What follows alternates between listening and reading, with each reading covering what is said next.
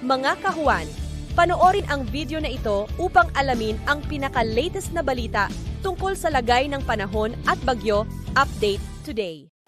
Meron tayong minomonitor na low pressure area dito sa labas ng ating Philippine Area of Responsibility. Ito ay huling namataan sa layong 1,350 kilometers east ng northeastern Mindanao. Sa ngayon po, mataas na yung tsansa nito na maging isang ganap na bagyo within the next 24 hours at posible din pumasok ng ating PAR ngayong araw. Pag naging bagyo po, ito po yung pangalawang bagyo po natin at tatawagin natin itong Basyang.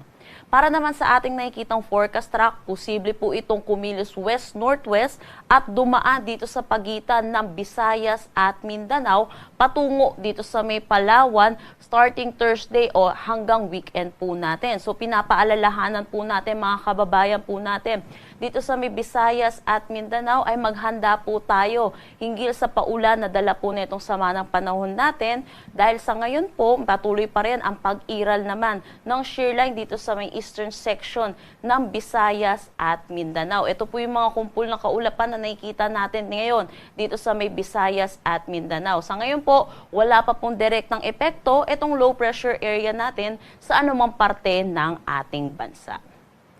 Samantala, yung northeast monsoon naman patuloy na umiiral dito sa buong Luzon.